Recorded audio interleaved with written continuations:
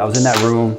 I was like, man, what am I gonna do with myself? I'm 32 years old, got a 1-year-old at home, had 3 knee surgeries, shoulder surgery. I mean, the chances of me ever being the next superstar at 32, slim to none. So I had 2 choices. One was go back into finance, and then the other one was start my own MMA promotion. My mom was like, do not go back into finance, you're miserable. I don't care how much money you made, don't do it. Scrap that. Then I said, what can I do in my sport to make it better? But it's a NASCAR crowd. I want the Formula One crowd to get involved in the sport. It's only gonna make it better. Hey everybody, welcome to episode 112 of the Andrew Deitsch podcast. I hope you guys are having an amazing week. As you can see, I'm back here in my studio in Atlanta. And if this is your first time checking the show out, my show is all about having meaningful conversations with the most fascinating people that I know. My guest today is former professional MMA fighter and founder of Smash Global, Steve Orosco. I met Steve on my most recent trip to LA, and he's just a really inspiring guy. Of course, as an athlete, he's super impressive, but his company Smash Global is changing the way that people attend MMA events. After deciding to leave his professional fighting career behind, he just couldn't leave the industry, and he saw a huge gap in the market for MMA events. And typically when you think of an MMA event, you're thinking of kind of that blue collar NASCAR type of audience. So basically, Smash Global produces very high level VIP events mixed with the luxury and class of boxing, mixed with the elegance and extravagance of a black tie gala, and of course combines that all with the excitement of your traditional MMA events. So Steve came over to my little makeshift podcast studio in my Airbnb, and we chatted all about his time working on Wall Street as a professional fighter, the fight that actually ended his professional career, and of course, running Smash Global and all of the challenges that come along with that. This is a really awesome episode, so without any further ado, please welcome Mr. Smash, Steve Orosco. Steve Orosco, what's up, dude? What's up, man? How we doing? Dude, doing well, doing well. Cool. So I've already kind of introed you in the episode a little bit, so people already kind of have. It though. How I know it's good? Well, I haven't recorded it either, but I'm gonna record it afterwards. Okay. I always do the intros and outros afterwards. Yep. So then I can kind of do a proper intro and everything and fill in the gaps so that people just get an idea of what they're about to hear. All right, but got it. But in your own words, if someone approaches you, like, you know, you're in the elevator or whatever, or someone that, you know, you're trying to tell them what they do, they say, hey, what do you do? Yeah. What's your main response? Because you do a lot of stuff. I do a lot of stuff, but I always tell people that, you know, I own a company called Smash Global, and I put on black tie MMA fights. All I have to do is say that one line, and people are like, wait a minute, black tie and MMA? Then the questions just start. That's all I have to say. I don't have to go into like detail. Yeah. It's like quick engaging with that one sentence. Exactly, because it's kind of like two polarizing things. Like when you think MMA, you don't always think black tie. When you think black tie, you're not thinking fighting. So I'm sure it gets the ball rolling. 100%. Yeah. So you put on these black tie MMA events. When did you start Smash Global? So I had my first show February of 2015. I'm sorry, I was got my license. So to have my shows, you have to get licensed by the athletic commission of that state. So CSAC, they're basically my boss. Had my first show in San Diego that summer. Did 2 shows in San Diego. Then I came to LA in 2016. And since then, I've done 5 shows in Los Angeles. Nice. Yeah. And you've got some pretty influential people there from Big the looks time. of it. You know, because when I was in San Diego, because when I was fighting, that's the Mecca. You know, I had an amazing team over at Alliance MMA. And the one thing, I just lost my train of thought. That never happens. So you're in San Diego, you said you got some influential people. So I did my first 2 shows in San Diego, which is cool. They were good beta tests. But the problem with San Diego is there's no media. There are no celebrities. It's not a black tie community. It's very beer festival. Flip-flops, which is great. But, you know, $10 tickets, not $500 tickets. So I had this woman called Jackie Callan came to my show in San Diego. They call her the Queen of Boxing. Jacqueline Callan? Yep. Nice. She managed Tommy Hearns and James Toney, and she came to my show because of a friend who came to my show. And afterwards she said, wow, this is amazing. I'll be a part of it. I would love to get into MMA. And from there she said, let's go. You should take this to LA. And I said, I don't know, but I'm going to trust you because you're an LA person. So we came to LA. She introduced me to a lot of people. So the first show here, I kind of give her, all the acclaim because of her, we honored Freddie Roach. She flew in Tommy Hearns, who was a friend. He's in Detroit. She brought me to Fortune Boxing. I met Frank Grillo. Who's the other person? Freddie, Tommy, Frank. Yeah, and she's introduced me to a bunch of people. Yeah. And I was like, wow, this is what to be doing. So then I started doing more shows in LA. And every show I honor a celebrity, which is kind of like the only way I can really get people who don't normally watch MMA to come now watch MMA. You're talking about a whole new demographic of people that are more boxing or a country club model or the Formula One crowd. Yeah, Formula One for sure. Maybe even like horse racing or something. Horse racing, yeah. So those people are going to these small, little MMA shows here like Hollywood Park Casino. And the only way they're going to watch it is by going to Vegas. And even so, when you go to Vegas, it's tap out t-shirts and Bud Lights in the front row. Mm-hmm. It's not rowdy as hell. Yeah, it's not like the boxing community where the first 10 row of people, if you watch, people are in suits with their wives in gowns. Yeah. And I'm trying to get that crossover, and the best way to do it is by honoring a celebrity. So that's like my marketing. I can't market fighters, I can't market the MMA so much, but I can market whoever my honoree is. Kind of like at like the Billboard Awards or whatever, they always have all the celebrities that attend. They feature them in the credits in the beginning, so that people keep watching because they're like, oh shit, that person's there. Oh, this must be really important or whatever. Mm-hmm. I feel like that's how you always have to promote stuff, is like that you have someone else lend their credibility to your event or whatever. Because if people are there that aren't really well known or whatever, then who the fuck cares? Truth. And even in the MMA world, if you come to my show, probably 95% of the people in the audience can't even name half of the UFC champions roster in the first place. So how am I going to market the fighters that are on my card that aren't even in the UFC yet? Yeah. Who's that? Who's John Thompson? Yeah. But I can say, oh yeah, we're going to honor Freddie Roach, or I'm going to honor Dolph Lundgren, and all these celebrities are going to come because of it, and only 200 people, and we're also going to have 5 pro fights. Then people want to go. So it's like pretty exclusive, like you said. There's only 200, so people are like wanting in and shit. Yeah, I feel like that exclusivity is like really key too. It's everything, because then everyone gets to engage with each other. It's not like if you're going to go to a 10,000 or 20,000 attendance, arena. You can only engage with the people that are sitting to the right and left of you, really, maybe in front or behind, and that's it. Whereas this, it's free flow, just like a wedding. Celebrities aren't in like some green room. They're not like in a VIP area. Everyone is equal, just like if you went to a wedding. Nice. So you can go. I mean, obviously, if an honoree, if it only happened once, requested a private security person, then I put that person on him, and then people know not to ask that person for pictures all night long. Yeah. But normally, everyone that I've had has been very receptive and likes, the whole entire show. And when fights are happening, it makes people so, I don't know what the word is, like primal, and they're so engaged and excited that they don't feel, not threatened, they don't feel bombarded by people because they're excited, their blood's flowing. Yeah, and probably everyone around is like eyes on the fight rather than trying to like engage with the celebrities at that point. Very true. It makes sense.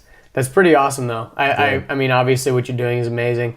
But let's go back a little bit and kind of share your backstory, because obviously you didn't just start Smash Global out of the, you just had an idea one day. And it was a series of events for sure. So you grew up in Connecticut, right? Yeah, Rhode Island. Rhode Island. Okay, cool. Yep. So kind of take us back. What was going on there? You started fighting early on, right? I always say with Smash Global, and all my preceding chapters led up to it. And it's like they all formed this little like weave that brought me to where I was. So my first love is my mom. My second love was wrestling. I started wrestling at a very early age. I started competing very early. Obviously middle school, high school, into college. I went to a school called Pace University. I'm in New York City. Obviously, when you go to college when you're young, you're 18. Do you really know what you want to do with your life at 18? Hell no. I don't think anybody does. You kind of just got to pick a Pick a major. Pick a major. Yeah. And then pick a minor. So And a couple months ago, you were just asking to go to the bathroom. Like it's like we're like in high school, you like baby the kids so much, and then it's just like, all right, go free, my children, and seriously, pick what you want to do for the rest of your life. It's like, I don't know what the fuck. Like seriously, like I was just doing biology because it was I had to or whatever. Oh my God, it's so ridiculous. True. So what did you choose as your major? So I chose finance. Okay. Because of the movie Boiler Room. Nice. I was like, I want to be those guys. And I started looking in the market, and I got really interested in it. So I majored in finance, and then I minored in pre-law. Nice. Just because I thought maybe I'd go to law school. You never know. Yeah. And it was only a couple extra classes to get it, so I did it. Were your parents like lawyers or anything like that, or what did they do for work? Nope. My father was just that. He's from Trinidad. Did sales his whole life. Like nothing, I won't say nothing special, but... Yeah. Was he a first generation immigrant or? He was second. My grandparents came. He came to America when he was 14. Wow. 13. Wow. Yeah. That's cool. Yeah. I feel like a lot of people that I talk to on this podcast have some sort of like immigrant roots. I feel like it's because like having that like, I don't know, drive from your parents because I feel like a lot of first generation immigrants or, people that come, when they're really young, they're kind of setting that foundation for their kid and they work so fucking hard at the same job their whole life. And then that second generation or their children are super set up for success because they see the work ethic, they've seen the hustle, and they've seen like what you gotta have in order to get to that point. But they already have that kind of foundation to jump off of. They're not starting from ground zero, which is pretty dope. Like I feel like a lot of commonality with like immigrant parents and stuff, that it just happens a lot. I agree. Both my parents come from complete opposites, though. Like my dad's that guy who didn't come from an education from Trinidad. My mom, on the other hand, came from like that affluent white family in Massachusetts where everyone's known by their last name with the Hopes and the Kennedys. Yeah. That. It's almost like royalty, sort of. Yeah, like a weird version of it. Yeah. So my mom went to Yale. Wow. My grandfather went to Babson, which is like one of the best business schools. Yeah. And my great-grandfather went to MIT. Wow. So they're super educated. And my parents met because she went to Salve before. She went to Yale for grad school. So she went to Salve, Virginia, which is Newport, Rhode Island. So that's where they met. Huh. And they have like a cool little love story. That's a cool dynamic. Yeah, it was kind of like, I don't talk about this too much, but my mom... because she dated a black man, obviously that generation, it's not okay. It wasn't okay. Yeah. Especially when you have coming from a white affluent family, you kind of don't really mix outside of that. Yeah. But it's kind of just like they don't know what they don't know, and they still got those like kind of like I don't want to say racist, but you know what I mean. Like the roots of it. It's still kind of generational a little bit, especially I feel like in New England, it's primarily like white and. So people just don't know what they're not used to. New England, the thing about New England is it's a catch-22. I love New England because of the culture and the traditions that are there. Like it's almost like it's just stood in time. Mm-hmm. Like whereas here, there's no culture, there's no tradition, there's really nothing. It's true. But the problem is in New England is it's also very segregated. You have the black section, you have the Puerto Ricans in one section, then you have like Spanish Harlem, and you have this, you have that. And people don't mix as much. Whereas here, it's normal. Like my wife now, when we first moved here, she was like, wow. Wow, this black guy, he like sounds like he's white. Like you don't have that back home. Yeah. At least where we are. Like back home in New Haven, where she's from, like the black area is hood, like super hood. And she's from like the Italian area where like, you don't date outside of being Italian. Yeah. So they end up, it's not, I don't think they're not racist, but they're biased. Mm-hmm. Definitely. They're biased to their own culture and their own traditions and their own people. Mm-hmm. And you're not supposed to go outside of that. Yeah. Which is pretty crazy, but it is what it is. Yeah, but it still exists today. Like there's still like fucking arranged marriages and shit, like oh my God. The reason why that exists is because, your parents, they want to keep their culture alive and they don't want it to be, tarnished or whatever by bringing in some other culture into the family. And I mean, I get it because it's very tribalistic, right? You want to like keep your traditions alive and whatever. But I think the more that you know, like in the age of the internet, we're exposed to like so many more things, even just like living in LA. I mean, I don't live here, but even just being here, you can just tell, like you said, everyone comes from all different walks of life. So you get that empathy and you appreciate the differences. And instead of thinking it's like weird or wrong, you just see it as like another thing. You know, really have to work on, when you come to a place like LA or any major city, you also have to work on your own interpersonal skills. You have to learn how to navigate around different people, different culture, different traditions, which isn't easy to do, but you build so much out of it. Compared to back home, you only have to navigate around your Italian family and around your Italian friends. Like you don't ever grow. You can't grow. Yeah. And obviously if you tell those people, they get really upset about it, like, oh, you think you're better than me? But it's not that. It's if you don't leave your fishbowl, you can't get any bigger. It's a fact. It's true. It's very true.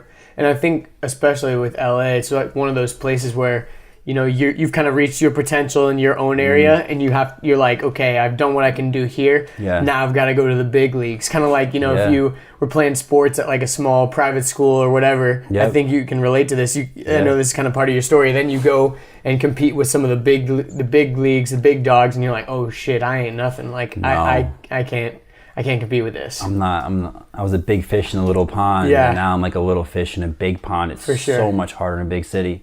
For sure. So that happened with you in wrestling, right? Yeah. I mean, I was a very good wrestler. Small state, Rhode Island, small state in the country. It wasn't until I left Rhode Island I went to like the Northeast Regionals up in Brockport, New York. And I wrestled guys from New York and Pennsylvania and Ohio, and I got mopped. And I was like, holy shit, I got to do something different. I spent, you know, the summers in Iowa all through high school and just wrestled, and that's how I got better. How did you get hooked up with people in Iowa? Because that seems like so far away. Like, how did you have that connection? So Dan Gable, that's like the god of wrestling. He has a summer camp. Nice. So they'd have a 4-week camp, no, 2-week camp, a 4-week camp, and then it was a 6-day technique camp. I did all of them. Wow. Shipped me off for the summer and didn't come back. Was it weird for you to like be away from your family for that long? Like, because it's kind of like a pivotal moment, I feel like, when you're away from your parents for like a summer, you know? I'm a lone wolf. I think I've always had that lone wolf mentality, so I was fine being away. I enjoyed it. Nice. You know, you were in a dorm with a bunch of guys, and all you did was wrestle. It was pretty cool. Sure, there was a lot of testosterone and hormones going on in there. And again, it's like freedom too, you know? Yeah.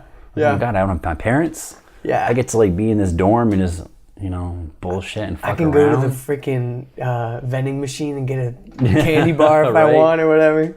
That's funny, man. And that was probably the biggest eye-opener when you go to college. Yeah. Remember like when your parents would take you to college, you go to your dorm, and then they leave, and you're like, holy shit, I can just do whatever the fuck I want. Exactly. I come home at 2, I can go get trash, get a fake ID, like, oh man, that was the best time of my life. Right? Thinking about it. That's like the most ultimate freedom, because it's like, even though you know, especially like college students are traditionally like pretty broke, but you have like ultimate freedom at that point, because you know, you've got set up in a dorm somehow or whatever. You know, you've got maybe like a meal plan or whatever, so you're not really having to worry about bills or food or anything. And then you just, all these young people there together. It's just like Speaking of meal clusterfuck. plans, I fucked up on that one. I remember when we got our meal cards, and I just thought you just get whatever you want. I went through my whole meal card the first month. Oh, They're shit. like, you're out of money. You don't have. I'm like, what? This isn't a buffet? This isn't a buffet? That's funny. At my school, where I went to a small school for 1 year down in southern Georgia, and there were some plans that were like that. They were like buffet, and then some that were like different or whatever. And a couple of kids had that same thing where they thought they had the buffet option and they didn't or whatever. And they Mom, I need more Bobcat bucks or whatever the fuck it was. You know, my mom was like, what do you mean you went through that card already? I'm pissed off. And then my dad's like, he's a grown boy. You know? He's got to eat. He's going to eat. That's hilarious. That's funny. So that was cool. Nice. So which college did you go to? You said you went up in New York? It was Manhattan Pace University. Nice. So I've always been the kind of person that, and I guess this is when it started, I always want to go to the center of that universe. So I wanted to major in finance. What was the closest school to Wall Street? It was actually Pace University. It's like when I want to turn pro as a fighter, where do I go? I go to the Mecca. I went to San Diego, all the best teams. I want to expand my company, you know. I went to LA, entertainment capital of the world. So I always think it's always good to go. It's the hardest thing to succeed at. Yeah. But you learn so much, by going to the center of the universe. You meet so many people, and you just really build such a network. Yeah, it makes a lot of sense. I mean, you got to set yourself up for success. Like we were talking about a second ago, big fish in a little pond. You got to be that. You got to grow to be the big fish in the big pond. So. And when you leave it too, it's one of those things that easy roads become hard and hard roads become easy. So you pick which route you want to go. I'd rather start hard and let it get easier. So for example, you work on Wall Street. You go there for a couple of years, you get a job anywhere in the world because you have Wall Street on your resume. You go to LA in the entertainment industry and you do well here, you can go take it anywhere. Like I know so many people that are like former reality TV stars that were like the 8th on the totem pole, getting paid like 20 grand to do an appearance in like Nashville. Like really? People don't even know who you are here.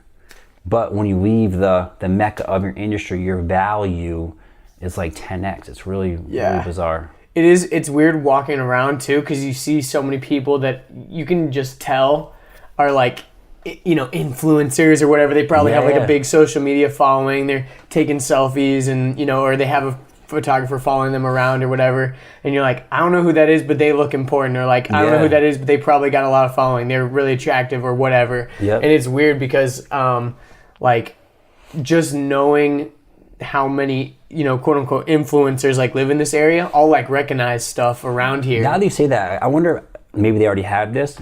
I'm curious if Instagram has like some kind of breakdown of the percentage of influencers who live in a certain area of the country.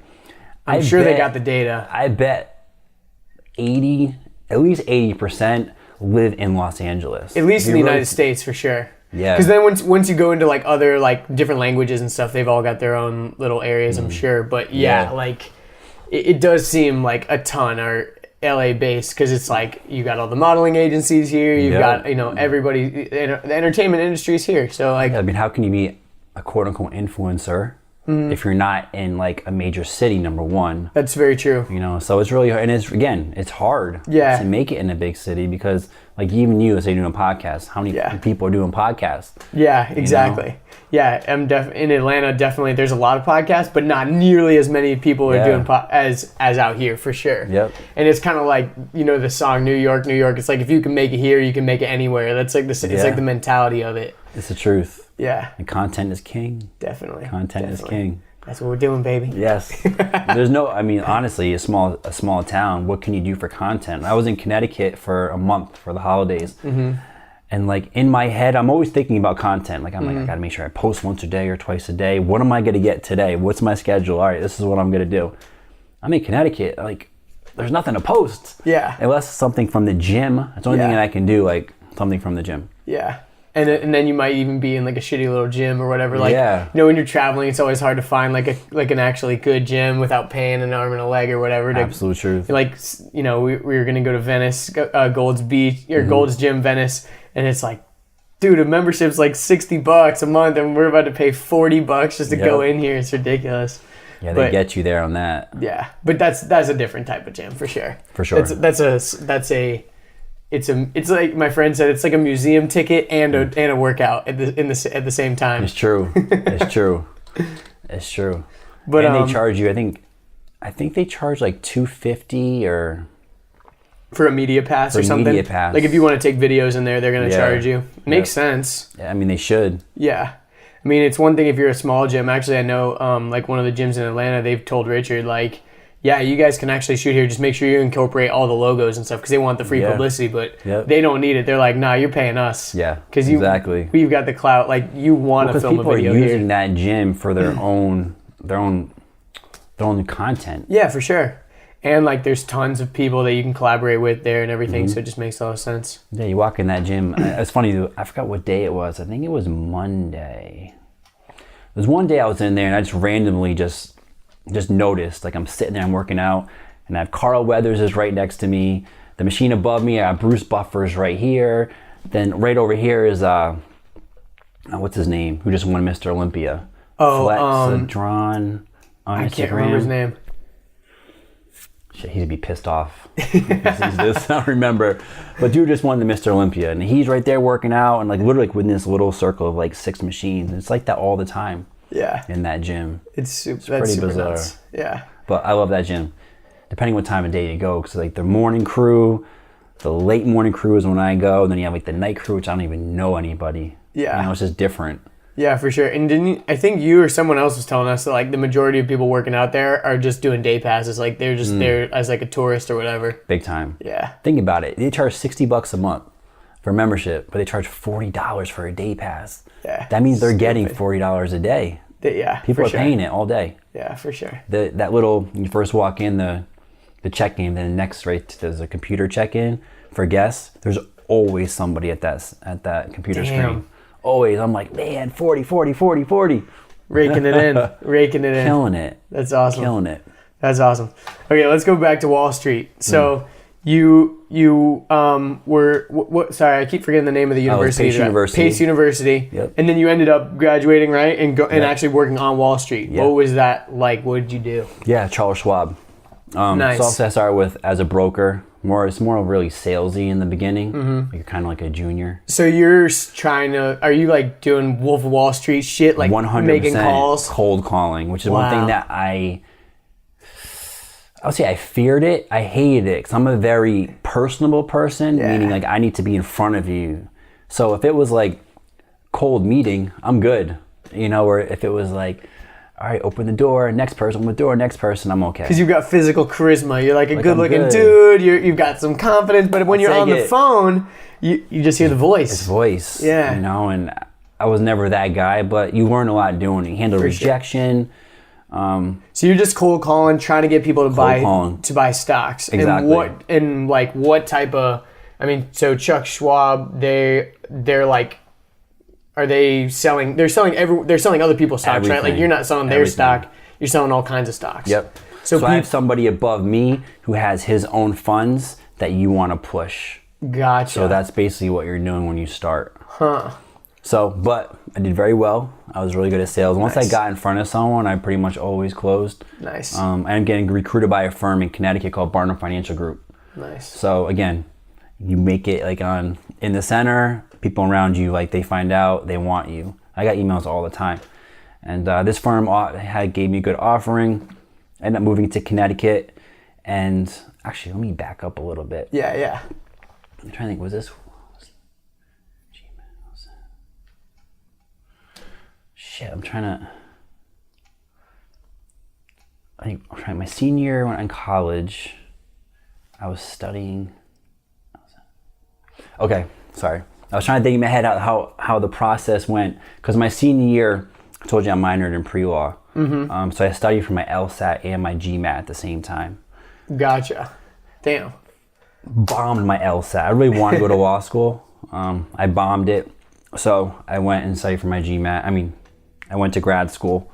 So when I was in Connecticut, the Barnum Financial Group, I ended up going to Albertus Magnus, where I got my MBA. I'm like sitting here trying to backtrack all these things. It was like... Yeah, no, normally you're not having to think about when it all happens. Something is off. I'm trying to think. Were you wrestling still at the time, or were you doing any kind of fighting stuff? Oh my God, yeah. I was training at Henzo Gracie's in Midtown. Nice. So during the time you're in New York, you're also training with the best of the best as far as jiu-jitsu and stuff goes. And that's when I kind of, like I said, the mat was always my passion. That was the highlight of my day. Like I didn't even care about work. Get off work so I can go and train. That's awesome. What was it like that when you went in there for the first time? Was it like, because again, that's kind of like another sort of like mecca place, right? Like Henzo Gracie, you hear that name. I mean, I don't even know fighting that much, but I know that family. Like I know that name, so it's like, holy shit. Was that kind of crazy for you, or? I would say no, because like I think when you're a grappler, you're a grappler. Yeah. When you want to train with those people, like it's like I'm like so excited. I couldn't wait to get there fast enough. Nice. And the beauty of being a wrestler is the top. Like when I'm on top of you, you're not getting me off. But if you did, let's say, sweep me and you put me on my back, then all of a sudden now I'm a fish out of water. When I started, obviously now not so much. But back in the day, once somebody put me on my back, it's like, dude, I'm a wrestler. I mean, I'm not supposed to be here in the first place. Yeah. So that was the toughest part, was learning that, that bottom game.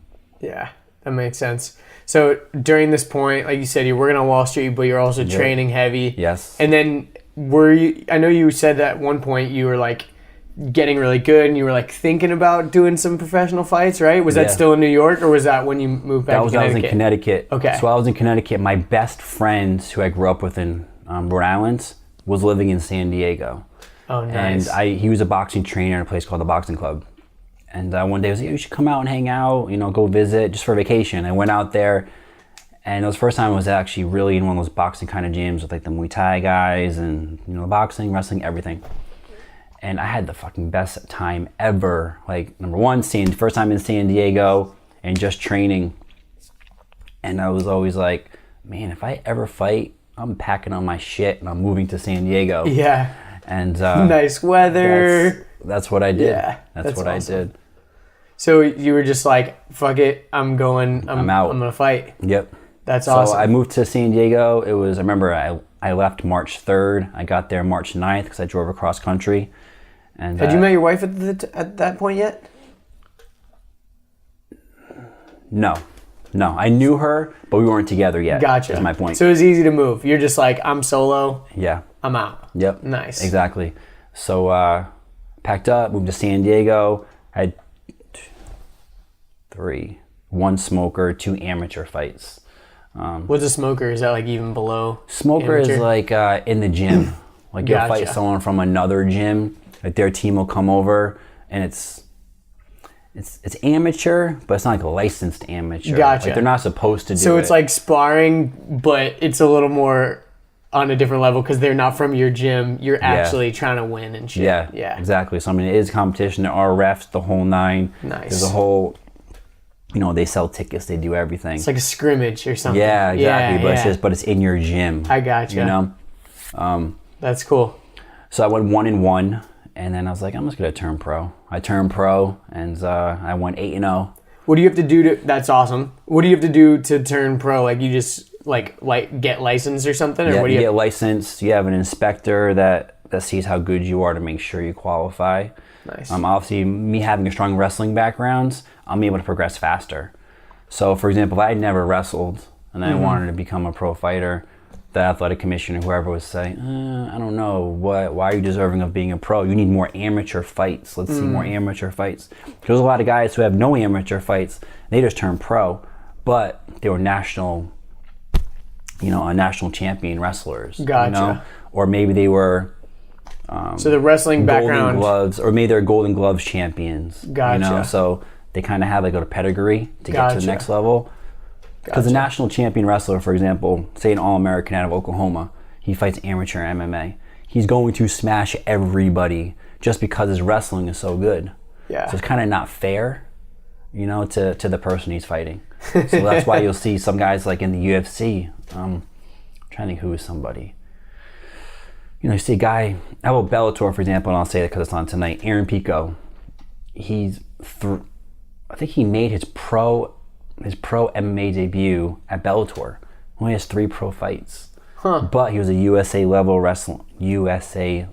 wrestler, Golden Gloves champion, so he has the pedigree. Gotcha. So they moved him up really fast. Nice. So wrestling kind of gives you... Obviously, if you have a background in wrestling, you can progress a lot faster because you can learn the other stuff a little bit quicker. Wrestling is the most important thing in MMA. Yeah. Because, you start on the feet, your takedowns, everything. Yeah. And I feel like a lot of people that don't know fighting at all or haven't really watched fighting at all, people that don't really know what's going on once it hits the ground, they're like, what the fuck? It's just this is boring. Yeah. I want to see them punch and kick each other. But really, most of the technical shit is all on the ground, right? All of it. And I'll be honest with you, even if you're not a wrestler, you're not going to appreciate wrestling. Mm-hmm. Just like, I like jiu-jitsu and I love practicing, but I don't love watching it. I get bored. Yeah. When I watch fights, if it's like just a jiu-jitsu match, I'm like, I want to turn the channel.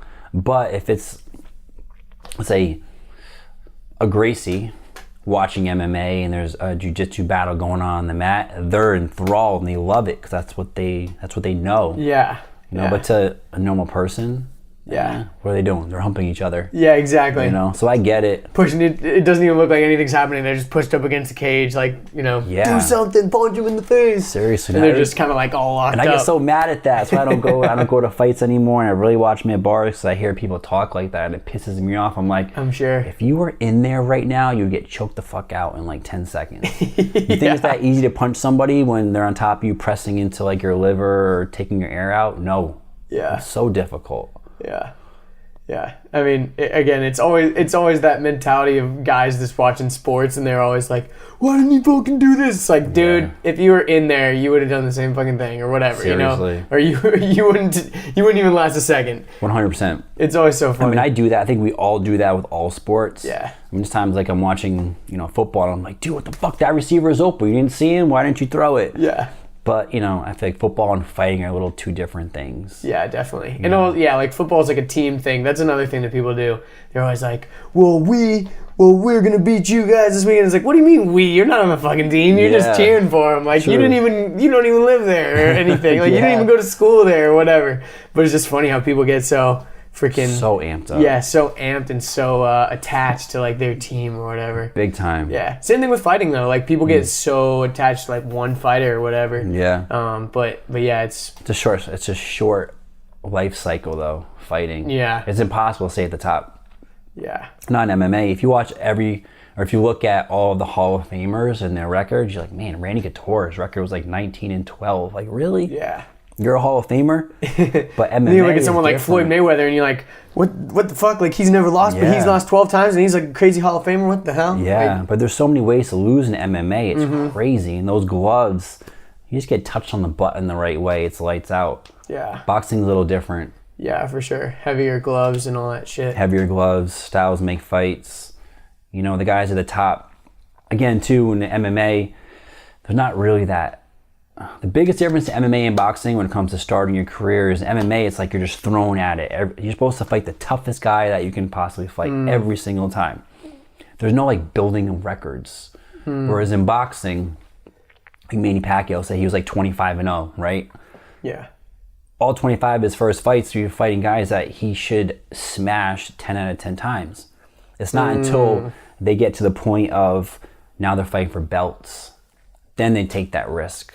Gotcha. MMA is different. MMA is always got to fight the toughest guy. And if you fight someone that you're supposed to smash, you're not tough enough. You're not a real fighter. But it's still a business. You should. Yeah, definitely. Me personally, you should take as many easy fights as you possibly can until you get to the very, very top. And then once you're paid accordingly, Yeah, that makes sense. I was going to ask you, too, what are your thoughts on, like, you know, because we were talking about glove weight and shit. There's some people that are talking about in MMA, they want to do, like, no gloves. Yep. Because arguably with the gloves, you can, like, even with you can punch harder and, like, more sustain. People are sustaining more injuries. And if you had no gloves, people couldn't be as just fucking reckless with all their punches and stuff. Yep. What do you think about all that? So there is bare knuckle fighting championship. It's actually on February 2nd is their next show. It's in Cancun. It's on pay-per-view. I know because this girl, Beck Rollins, she fought in the UFC and she's actually a champion. She's kind of a friend of mine, such a cool chick, and she trained at Alliance where I trained. The biggest difference is you have to have gloves for a number of reasons. Number one, if they had no gloves, every single person, and this happens with bare knuckle, getting cut. No, everyone breaks their hands. Your hands are going to get broken, is a fact. So you have nothing there. You're punching skull. Number one. Number two, these are sharp. Yeah. Like you're always going to get cut. Yeah. This is always going to get cut. So now you're talking about a life cycle for fighters going from maybe 10 years to like 2. You know, it's not cool. Yeah. Not at all. So you have to have gloves. You have to. But you can't punch way harder. I mean, people don't realize it's not even the glove. It's the wrap that's under the glove. You have so much padding that you can just bang as hard as you can.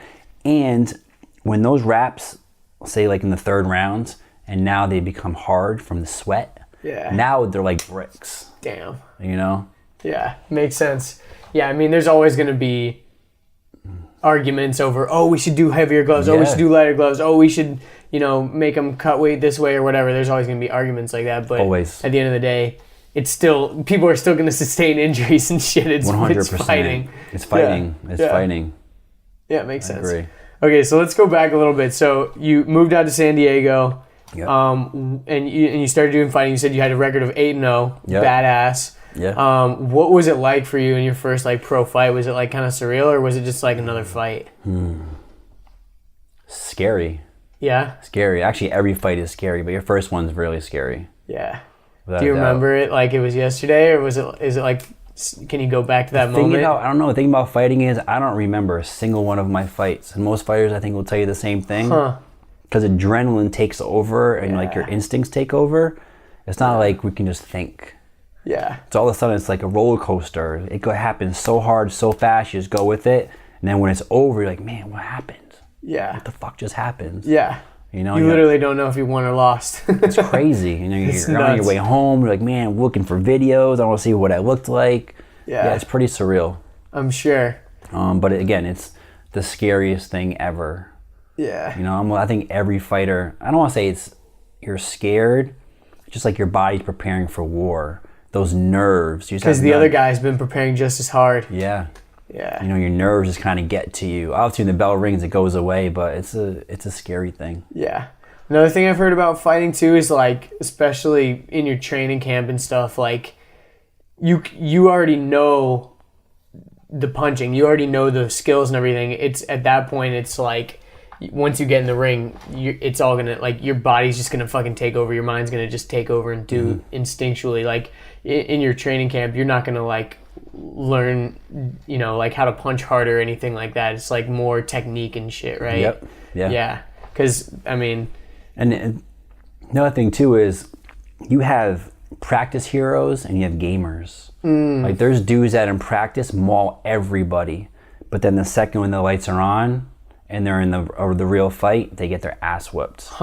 There's other guys that are in practice, you're whooping their ass all the time, and then they get out there and they just turn into Spartacus. It's really, I won't say bizarre, but do you think it's just because there's no stakes in practice and people just don't really turn it on? I feel like I'm kind of like that sometimes. If I'm in the gym and I'm working out by myself or whatever, I'm kind of I probably could do a couple more reps, but I'm gassed or whatever. But then if there's someone there and they're they're judging me, they're counting my reps or whatever, they're egging me on. There's not real stakes, but the stakes are this guy's gonna think I'm a pussy or whatever. Yep. So you want to go harder. Same thing with I used to do some ninja training, the ninja Ninja Warrior and stuff. Yeah. There was a gym in Atlanta that I would go to, and they had a course and stuff, and if I was just training by myself and I was trying to do an obstacle and it was, my hands were on fire or whatever, I would just, I'm like, what does it matter if I make this obstacle? No one's even watching me right now.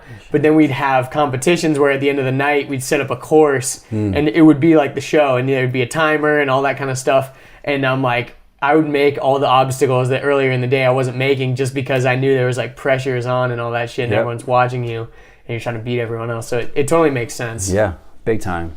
It probably happens with actors. There's some actors that are probably so good when they're doing their little auditions and everything, but then when they're actually the camera's on and rolling, and there's 50 people behind cameras and the pressure's on, they fold. Yeah. Not everyone handles pressure the same way because you just can't focus. Sometimes it just takes you out of your focus. I'm sure American Idol's like that. I always see people, they're for the first time in front of the judges, they're celebrities, the camera's rolling, and then they've just got to sing with no music. Yeah. That must be so nerve-wracking. Because I hate singing in front of people. And that would be the scariest thing. I can't sing at all. Don't even ask me. You gotta give me some alcohol first. And karaoke, maybe. Yeah, exactly. You need that kind of blackout factor, kind of 100%. Yeah. No, I'm good. I'd rather fight someone than have to sing. That's pretty funny. Yeah, Rather fight someone than have to sing. Do you feel now that you've fought professionally, that it gives you just an air of confidence just walking around in everyday life? Because I think that's one thing that any sort of altercation that you have with someone, the highest level is physical, right? Yes. Because it can get you accidentally bump someone, they're like, hey, what the fuck? And then like you either it's like that fight or flight thing. Either you got to be like, yeah, what's up, or you're like, sorry man, I didn't mean to, or whatever. But like at the end of the day, it's either gonna be, you know, they let it go, or it's gonna turn into some physical altercation. That's like the worst part. True. But you being a professional fighter, you fought professionally against guys that have, you know, trained super fucking hard, and you know, you're not really worried if something like that happens because you're like, oh fuck, you know, I'll smash this guy or whatever. Yeah, not even close. I don't raise my voice. I don't even get upset. And I think like the other person picks up on that. Like, why is this dude so calm? Me just be like, listen, honestly, you don't want to fuck with me right now. Just let me walk away, you know? Yeah. Or it doesn't matter. Usually, I'm really gonna be by myself if I'm out. So if I'm with other people, those other people are like, yo, you don't want to fuck with this guy. He will fucking choke you out. And the other person's like, oh shit, I didn't realize, you know? Yeah. I heard this story. I can't remember where it was. I think it was on a podcast for sure, but can't remember who was telling it. But they got into some road rage fight thing, and they both pulled over, and you know, one guy was fucking yelling at the other guy, and the guy who was telling the story, he was like a pro fighter or whatever, and they started fighting, but both of the guys knew like jujitsu and knew martial arts. So then they ended up just rolling in fucking like an all out like real brawl. And then like literally at the end they stood up and like shook hands. Yeah. They're like, dude, that was fun. And like all they needed was just to like fight, get their anger out, and then they both realized like, oh shit, this other guy can fight. That's so cool. That's so cool. I thought that was hilarious. Fighting and shaking it off after. Yeah. Like shaking it out. Sometimes you got to do that. Got to. That's what I was always doing with my brother. You know, like sometimes we just needed to freaking fight, wrestle a little bit just to get, you know, someone's business off. And then you realize you're like, it doesn't really matter. Yeah. Makes sense. For sure. All right. So let's get to you had your professional career. When did you kind of make that transition into wanting to do your own stuff, hosting your own events, and the idea for Smash Global? Shit. I took my loss really tough. You know, it was the first time I ever lost. I went to Australia, foreign country, you know, thinking I was the best. That was probably one of those times where I wasn't humble. Like I was like... Because you were 8-0, right? I was 8-0. I was fairly number one kid. I kind of had to put myself in that I'm the fucking greatest kind of thing and pump myself up. And I think maybe I overdid it a little bit, you know, because when I got there, it was a big shock to be in another country and to have to cut 20 pounds in 3 days, and you know, being the main event, and he's the number one kid in his hometown, the whole arena is erupting for him and booing you. I thought that was going to be motivating. It actually got me a little bit, put a little bit of a chink in my armor, where, you know, when the bell ring, when I usually just go press like smash mode, I went pitter patter. Like I threw like soft kicks to kind of feel him out. I threw some pitter patter jabs to see what he would do and how he would react. I should never have done that. I gave him too much respect. And it's because of the crowd. Yeah, it makes sense though. I've thought about that a lot. I guess my point is I never understood home field advantage until that time. Because wrestling, I never felt it. But I think when it comes to like pro sports, it's a little bit different. You know, you always wonder, why do the Patriots, you know, always win at home? Or why did the team always win at home? Well, the crowd plays such a big part. Yeah. You know, like I get like goosebumps, like just thinking about it. I still feel like that moment. I'm sure. You know, being booed and the ring literally like shook under my feet. It was really crazy. Damn. I was like, oh shit. And I'm looking across the ring. In Australia, it's a ring, not a cage. At least then, they actually, because cages were illegal up until I think 2016 or 17. So it was a ring. I never fought in the ring. It was always in a cage. It's a little different of a feel. When you're a wrestler, you actually feel more comfortable being locked in a cage because I can press you against it. I can wrestle. There's no way to fall out. Whereas this, like, I would try to take you down. I could fall through the ropes. Yeah. I didn't like the way it made me feel a certain way. Yeah, exactly. But when I stepped in the ring and they booed me, and then when they called him, and the crowd went crazy, I was looking at him, like, you know, I'm pacing back and forth. So it was a decision, or was it like, how did he win? Was it a submission or decision? No, or knocked out? No, I don't want to say it was a knockout. So what happened was it was in the first round. I think it was like in the first minute. We both, like, on my phone, I have a picture that kind of shows it. We both threw a punch at the same exact time. I threw a left hook and he threw a right hand, And the way they captured the picture, You're both punching each other at the same time. But so I'm like right here, and it shows me miss him. It shows him kind of hit me, and you know, I obviously didn't see the punch because I'm so focused on my own. Yeah. And all I know is it was just survival mode. I remember backing up against the ropes. He threw an uppercut, right, and I went like this and just kind of split through my gloves, my elbows, and I just dropped. And I just remember, and I still remember, I'm on all fours, and my nose is pouring, right? The ref is yelling at me, improve for position. He's behind me, just raining punches from the back, which is so crazy because you don't feel it. It just sounds like explosions going off in your head, you know, because adrenaline. The crowd is going nuts. I'm in my corner, so I hear my trainer tell me what to do. And I just froze. I've never froze before. All I had to do was turn over, pull guard, and get my bearings back. But I just sat there and froze like, what the fuck do I do right now? Never been in that position. Do you think it was just that punch that just rattled you so much, or what? I don't know. Like, I obviously wasn't in the right state at that moment. Yeah. You know? Because it's hard. It's hard to... You can't get that in practice. Like a moment like that. Mm-hmm. You know, where it's... Being able to phase out the crowd and hear your trainer, not worry about the referee, who cares about the blood. You know, all these different factors come into play that you can never get that in practice. Yeah, for sure. So I still want that. I still want that one back. Yeah, I'm sure. But if it wasn't for that loss, I wouldn't be here right now. That's actually really cool. So that's what I tell myself. Did it suck? Like, you know, because obviously then you're in Australia, you're having to fly back with a loss and all that shit, and just thinking about it the whole time. I'm sure that was the worst. Yep. Absolute worst. I mean, the worst was that night being by myself. So I had another teammate who went there and fought as well. He lost a decision. He was a co-main event. Remember that night, everybody went out, obviously, right? Yeah. To go party, do whatever. I'm not that guy, just lost. Like, my pride is gone. My fucking eye is like swollen. I literally just sat home, you know, in the apartment that they rented us a house for 2 weeks. I just sat there in the dark by myself, just like, what the fuck? Like, I don't know if you ever, how old are you? 24. You're kind of young. There's a movie called Friday. I've heard of it. I haven't seen it before. Ice Cube and Chris Tucker. There's one part in this movie where Chris Tucker, you know, he smokes weed, but he smokes like angel hair or something like that. And he gets all cracked out. And angel dust. Angel dust. He angel dust. And not realizing it was angel dust, all of a sudden you find him in a pigeon coop by himself, like acting like a pigeon, half naked, like going like crazy like this. That's how I felt when I was in this, and when I was laying in bed in the dark. I felt like that.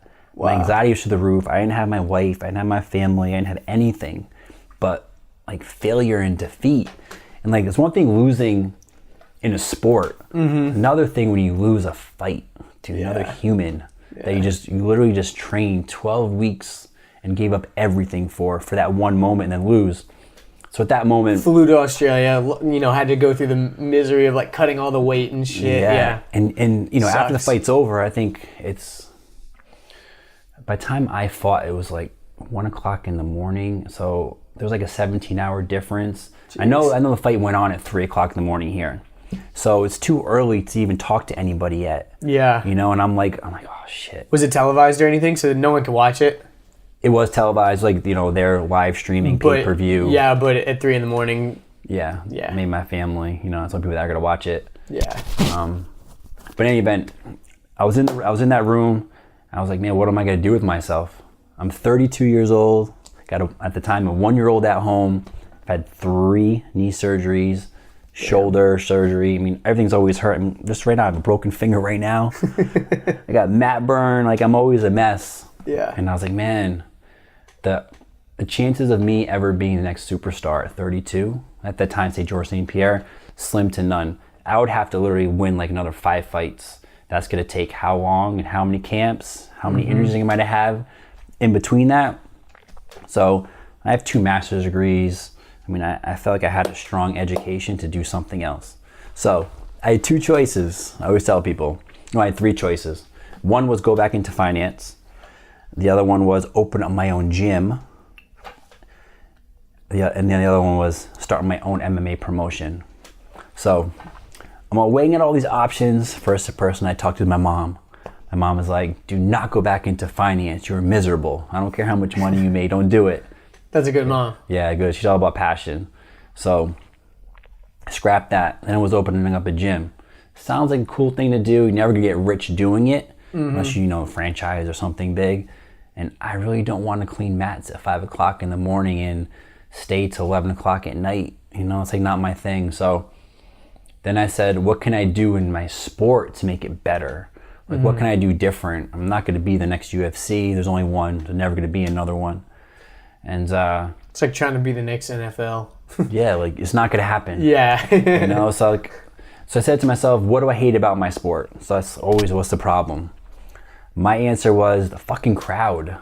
It's not that I don't like the crowd, but it's a NASCAR crowd. Because it started from a NASCAR demographic, places like Alabama where it's like in your backyard. That's just how the sport started. UFC 1 was fucking savage. I mean, guys with like no rules, no weight classes. People weren't multifaceted yet in different arts. It was like a sumo guy versus a fucking taekwondo guy. Because it was the Ultimate Fighters Championship, right? It's like literally there was that argument of which martial art was the best, which type of fighting was the best. So because at that point it wasn't like solidified. No, it was now it wasn't commissioned. It wasn't really a legitimate pro sport yet. And the people that were around it were the beer drinking tough guys, the hillbillies, the backyard, which is nothing wrong with. Like I think you need all demographics in all sports to make it successful. Yeah. So in MMA, there hasn't been that, the crossover yet. The Formula One crowd. I want the Formula One crowd to get involved in the sport. It's only going to make it better. So how can I do that? So I said, let's do black tie. And now again, having that Wall Street background and going to charity events and your holiday parties, like that demographic. So let me do that for the sport, and that's what I did. Nice. So your first event, you said, was in San Diego, right? Yeah. What was that like? Were you like nervous as fuck for it, or was it like you were pretty confident in throwing it? Like, were you worried of like the celebrities that you wanted didn't show up, or like anything like that? Well, the first one you said there wasn't really celebrities, right? First one in San Diego, so no celebrities. The first one was definitely hard. I had no event experience. So when you want to become a professionally licensed organization, so I'm going to use California State Athletic Commission, who's my boss as an example, you apply to them, you got to give everything from taxes to credentials to like basically FBI level background checks to make sure you're a legitimate person that's going to promote and make the sport look good. There's a lot of shady people in boxing and MMA at the promoter level, right? So I got approved. When you get approved, they give you a temporary license. It's almost like your permit. All right, here's your temporary license. Now you have 14 weeks to put on a show if you want your license. I'm like, oh shit, I got 14 weeks.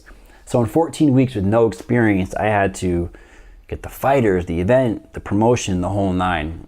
Obviously your first one, it's almost like they set you up for failure to see if you're going to keep on going. There's no way you're going to be able to do something successful in 14 weeks. So it's impossible. Yeah. Especially this. It's not like, think about MMA shows now that you see the reason why they're able to be, the reason why they're sustainable is because the fighters are selling all of the tickets for the show.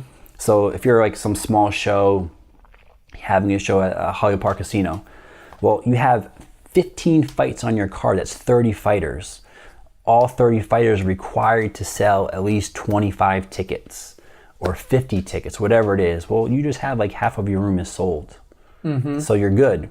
I don't have that luxury because a $500 ticket, those fighters don't know anyone that can afford a $500 ticket in the first place, which is the hard part. I even give fighters, like 10 tickets at half off. So their friends and family can come. $250. And they still don't sell any tickets. And I'm like, damn, man. But you can't give them away for free because then it's just devaluing your product. Yeah, I mean, every single fighter's like, hey, man, can I get a ticket for my wife? And I'm like, no, but I give you half off. And I can take it out of your pay if you want. But yeah. So it made it really hard. So my first show, obviously successful in the fact that now I got my license. I'm in the system. I have fighters. I only sold like 60 tickets. So I have there's I don't know. It was a Hard Rock hotel. So I think we had it outfitted for like 500 people. Wow, so it felt pretty empty in there. Oh my God, 60 people? Yeah. I was like, listen, all right, first step, we want, instead of 10 chairs per table, you put 6 chairs per table. We're taking out all the 2 back rows and closing it. Because at the time, so many people were like, oh, don't worry about all the ticket sales. You're going to have so many people just coming at the door to buy tickets.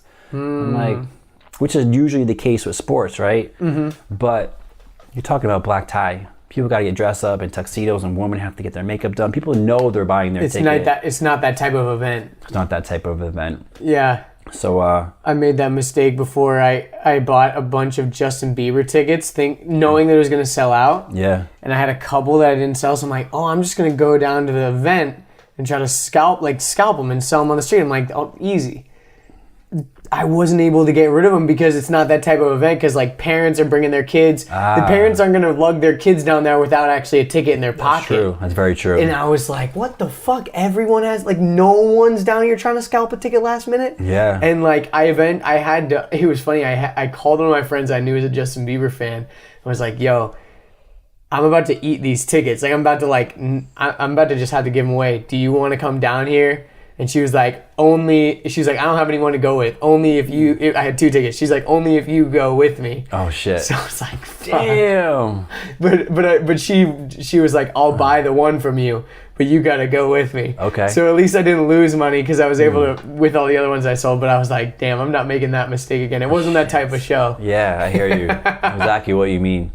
Yeah. But anyways, so you said that you were expecting a lot of people at the door, but like, did anyone even show up at the door? I don't think I sold any tickets at the door that night. Yeah. So after you took a big hit in that first show. Was that discouraging, or was it just like, nah, this is the first show, I learned a lot. Yeah. Second show's gonna be better. It's actually probably a good thing that sales weren't that good, because they were able to focus on the planning and the production of the show much more. And actually, when the show happened, I was able to really see everything because there wasn't so many people to worry about. Yeah, that makes sense. So it was actually a good thing. Then the second show, I kind of went a different route, where instead of being at the Hard Rock Hotel, which was as expensive as you're going to get, because they give you everything. It's like the bar's here, we have it for you, the cleaners, we have everything, you just have to bring the show. I did it at a place called San Diego Hall of Champions, which is the sports museum in San Diego. So going there, the price is half. I'm saving half, but you because also I'm doing everything. Else, yeah. I mean, I had to hire my own lighting.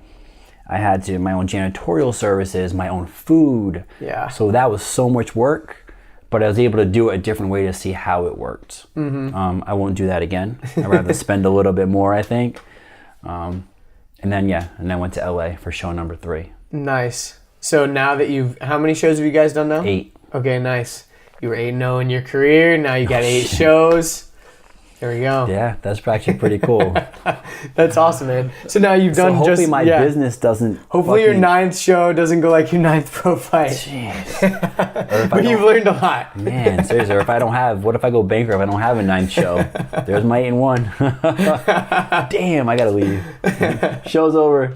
So obviously the shows have been going really well. Yep. They've been going great. You kind of said that you. I forget who the lady was that you said, but she kind of like brought everybody to that first LA show, and it was a smash. It was a smash success. Yeah, it was. So now that you've done a few more and everything, what's the future hold? Are they getting bigger? You know, what's been the challenges, all that kind of shit. Next step is expansion. So the last show that I just had in December, for me, the next step is raising capital to expand the company, right? I can't just stay in LA forever, because this isn't the market to be very profitable. But if you put a price tag on your content, this is the market that is the most profitable if you're, on content basis. Celebrities, media, etc. So if I do a show in Dallas, how many celebrities are going to be there? Yeah. Who's there for media besides Dallas Times? I don't know. So the next step is definitely expansion. But the last show was really my marketing platform, now to go raise capital. Yeah. I usually only honor 1 celebrity per show, because that's enough to deal with. Honoring 4 people in one show was Jesus Christ, it was a nightmare. Yeah. Just because you have 4 people who want 4 different things, and they have all these different guests. Then you also have to fit them in the show to make it work. Yeah. Because normally my show goes 3 fights. We honor somebody, like it's kind of like the intermission, and then the main event, right? Gotcha. So it's boom, boom, boom, boom, honor someone, main event. Well, if I honor 4 people, it's like, all right, so we have 3 fights, honor 4 people, then another fight.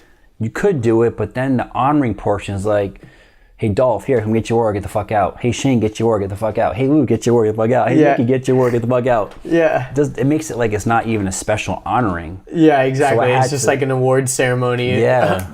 Yeah, it doesn't make sense. Like So you had to do fight, show, fight, award, or fight, award, fight, award. So I did it a little different, where I opened the show honoring Lou Ferrigno, because he's like the Mr. Smash, creator. Yeah. So I opened the show with him, had a pro fight. I think then I honored Shane, had a pro fight.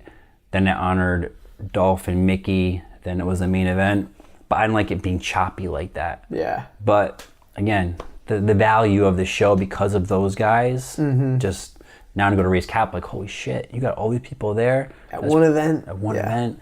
And now see my media impressions went through the roof. So I did all that for the sole purpose of expansion. Because I want to get to the other major cities on my list, which are San Francisco, I think, is next. Then I want to go to New York, Boston, Miami, Dallas, back to LA, then Dallas, those 6 cities. Nice. Was it kind of like you said? It was Lou Ferrigno's Mr. Smash. Was that like pretty surreal? Like honoring him at your show? Is Most that kind of surreal. cool? That was like the number one. It's funny because, and I said it in my interview, and it just the way everything even just happens. My all-time hero is Lou Ferrigno. Is the Hulk. So that's Lou. And that was your name, right? Like you're in Hulk Smash. Yeah, Hulk Smash was your like fighter name or whatever. Yep. Why does every fighter have a nickname? Is that just that's just a thing, right? Yeah, I don't know why. Because like football players don't really have that, or like some baseball players maybe do. Like you'll hear like their nickname is the whatever or something like that. But it's always usually, and it's always fighters always have it. And it's always earned. It's not like I just made it up. Yeah. Someone just said it one time and just clicked. Yo, dude, Steve's always Hulk smashing everyone on the mat. And so I got it during jiu-jitsu. Nice. So you were Mr. Hulk Smash. You were the Smash. Yeah. So honoring the Hulk, like the Hulk, fucking real Hulk. That obviously would have been awesome. And my all-time villain literally is Drago. Nice. So to have my hero and villain on the same night, like, it was priceless. I could have lost everything on that show, but I got that. I'm good. That's awesome. You could have died and been happy. Could have died and been happy. It was fucking crazy. That's awesome, man. Yeah. So obviously a lot of really cool people showed up to that and everything. And I think you kind of talked about this when we went out for coffee the other day, is like in these other cities that you're trying to go to, there's not, in LA there's so many events to go to. Yep. But in these other cities, maybe there's not as many like things to go to or whatever. So it's like, it can be like a bigger draw. Yeah. Like it's time to like get out and do some of these bigger cities. And even for networking purposes, people always like, hey, Steve, tickets $500, man, that's a lot of money. And I'm like, dude, if you come to an event where everybody else paid $500, if you don't get an ROI and the people that you meet, you were there for the wrong reason. Exactly. If I spend $1,000 on a ticket to go to some super exclusive VIP thing, I guarantee you I'm getting 10x on contacts that night. That's very true. But people, not they don't everybody think gets about it that way. Yeah. It makes sense. No, it's totally true. Like me and Richard, we did this photo shoot with this photographer, and he was definitely more expensive than we were like. We haven't even done. I've never even like done like a real like photo shoot or whatever. But we knew this dude had shot a lot of really really big names and stuff. So even just shooting with him, even if he like posts like one of your photos from the session, you get like all of the value back, even just like overspending on what you typically spend.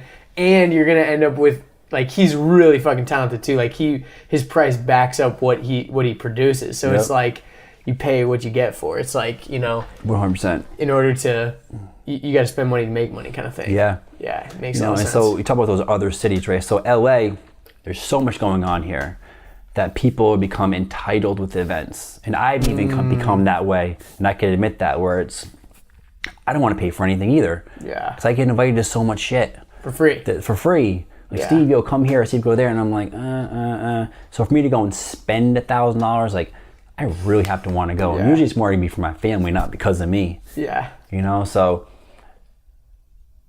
fast forward and going to other major cities, when you offer something, let's say I'm using $1,000 number. Mm-hmm.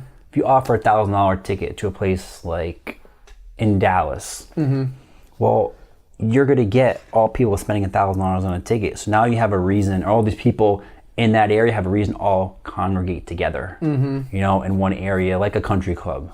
Yeah. And that's what I want. So now I have a show in Dallas with 200 people that are paying $1,000 a ticket.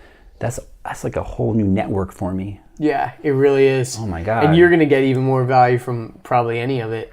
You know, just by putting on the event. You kind of mentioned it before too, like how you kind of snuck in the back door with all these celebrities, because typically you've got to really work your way up, and it was like Hollywood, the fact that you were creating these kind of exclusive events, you were getting all these celebrities coming to your thing and just like automatically getting that clout from like all these kind of big names. It's one of the biggest things I've gotten from like agents that have come, because obviously I've comped certain people, like agents at Gersh or CAA or WME, like, I want to come see your show, and you know, maybe I get something out of it, so I'll invite them.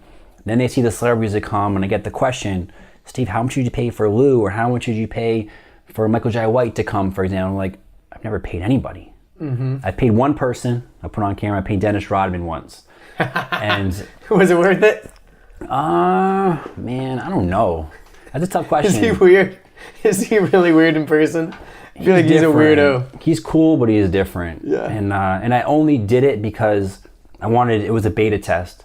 It was what would happen if I paid someone that has like an image everybody knows, and I was able to put him on my marketing material. So he was like my host. So it was Smash 4 honoring Tito Ortiz, hosted by Dennis Rodman. That's kind of cool. So let me try it. I paid for Dennis. It wasn't like it's a ton of money. Yeah. And I was like, if all I had to do is sell one table to break even on him. So I tried it, and I probably would never do it again, only because once you pay one person and the word gets out, then everybody knows. Yeah. Then you'll never be able to get anyone for free again. Yeah. So like this last show, originally I wanted Mike Tyson as my honoree. You're not getting Mike Tyson for free. It's not going to happen. He's like, he's one of those guys in his career that everything he does, he's being paid for, and he knows it. He knows his value. So I was going to pay him to be my honoree. And I remember after it didn't work out, and I got my list of my new honorees. I started really hitting the phones of all the people that I know at 1 degree separations. Yeah.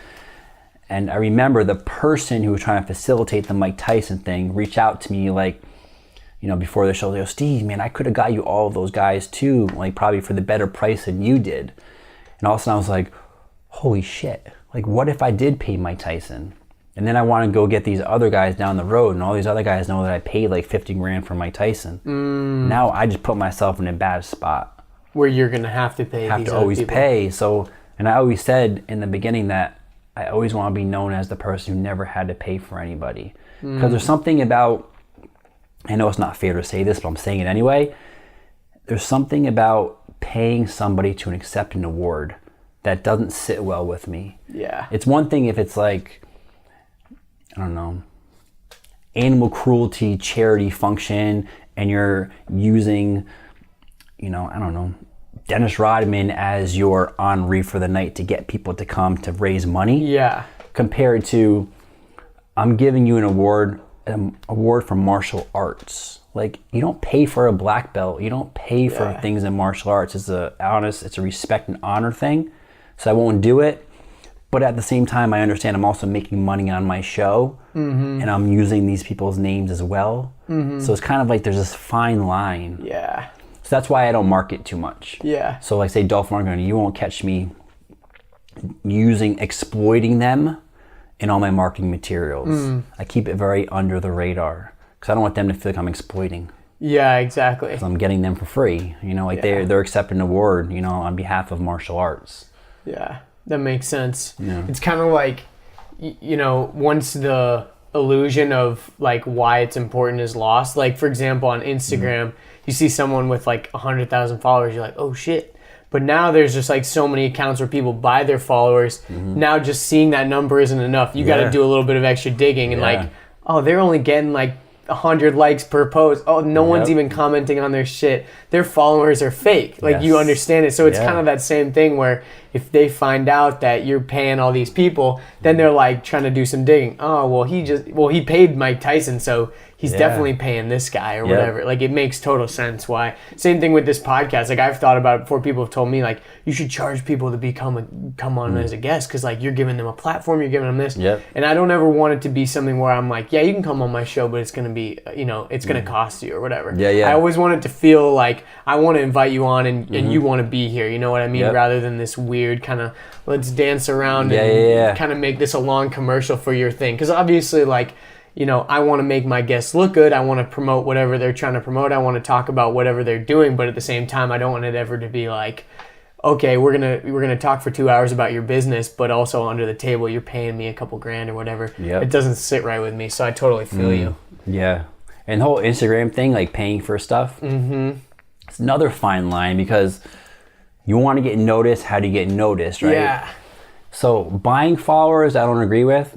What I do, and I will admit it, I don't care, is I do buy likes. Like I have one person that I pay them, I don't even know what I pay them. Say it's like $200 a month, right? And all of my pictures, they put like 10,000 likes on every single one of my pictures. Or remember that range? Yeah.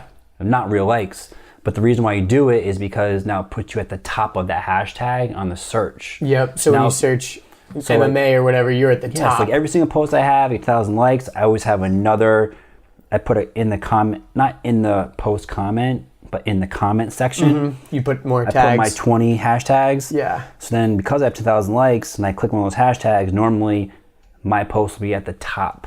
Gotcha. You click on it, says top or recent. So now people actually will see my post. Yeah. So, makes sense. So then you hopefully because of that, now you get organic followers. And you're posting up with Lou Ferrigno, like that's so a badass. people to click on the picture. The thing is like you're at least doing that, but you also have the content and the cool event and stuff to back it up. Like you actually are doing cool shit, so it kind of you're boosting those posts, but also those would be posts that people are like, oh shit, you know what I mean? Yeah, you're very posting true. a picture with your you at your events or whatever. Versus someone that's just trying to game the system and they're not even really doing anything cool. I think it makes... I'll tell you something that's crazy about Instagram. I don't think people even understand how Instagram even works, right? The algorithm, this and the algorithm. They don't even know because the algorithm is literally machine learning, right? It's a computer teaching itself. Like, I'll tell you one thing. It's pretty crazy. How crazy is this, right? And people have asked me this question, and I'm like, I don't even know the fucking answer to this. I got verified on Instagram, like... It was before my last show. Just, I woke up one more... No, I was walking out of the gym, and I go check my Instagram, which is probably 50 times a day. And all of a sudden it says, you have been verified on Instagram, like in the comments. You got that little blue check. I got the blue check. I'm like, blue check. I'm like, this for real? Cool. So I got the blue check. And then... It helps in the DMs, I've heard. Because like if you reach out to like big people, Yeah. they're going through those, their little feed and they see a little blue check mark. That stands out. Even if you go to anyone's post, let's say I go to Lou Ferrigno's page and I go to his last picture and I scroll down a comment.